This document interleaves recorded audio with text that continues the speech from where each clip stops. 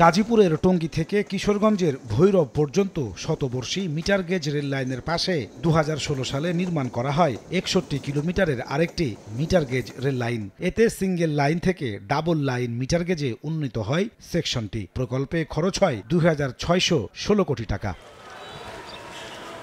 একই সময়ে কুমিল্লার লাকসাম থেকে চিনকি আস্তানা পর্যন্ত বিদ্যমান মিটার গেজ রেল লাইনের পাশে তৈরি করা হয় 64 কিলোমিটার আরেকটি মিটার গেজ রেলপথ। এই প্রকল্পে খরচ হয় 2000 কোটি টাকা। সব মিলিয়ে 4000 কোটি টাকায় বানানো হয় 125 কিলোমিটার নতুন রেলপথ। 2015 সালে উদ্বোধন হয়েছে, ওই লাইনের চেয়ে লাইন এখন ভালো আছে। লাইনটা ভালোই আছে, কোনো সমস্যা দেখি নাই। সমস্যা 2020 বছরের মধ্যে বা 30 বছরের মধ্যে হবে না।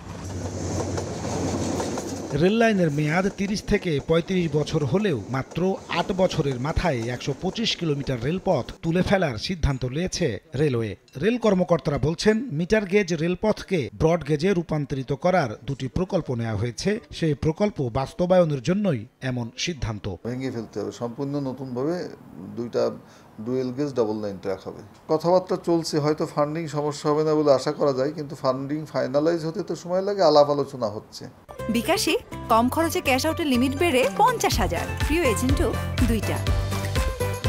যোগাযোগ বিশেষজ্ঞরা বলছেন, রেলের উন্নয়ন নীতিমালা উপেক্ষা করেই মিটার গেজ প্রকল্প গ্রহণ করা হয়েছিল, যা পরিকল্পনাহীন উন্নয়নের উদাহরণ। যেখানে আমরা মাস্টার প্ল্যানের সুস্পষ্টভাবে বলা আছে যে আপনার অন্তর্বর্তী ব্যবস্থা হিসেবে অবশ্যই ব্রড গেজের এখানে সংস্থান রাখতে হবে। তো সেখানে মিটার গেজ করা মানে এটা একটা অপরিপক্ক পরিকল্পনা এবং এখানে বিনিয়োগের একটা নিদারুণ অপচয় হচ্ছে বলে আমি মনে করি। তবে তা মানতে নারাজ রেলওয়ে। তারা বলছে, সবকিছুই হচ্ছে উন্নয়নের স্বার্থে।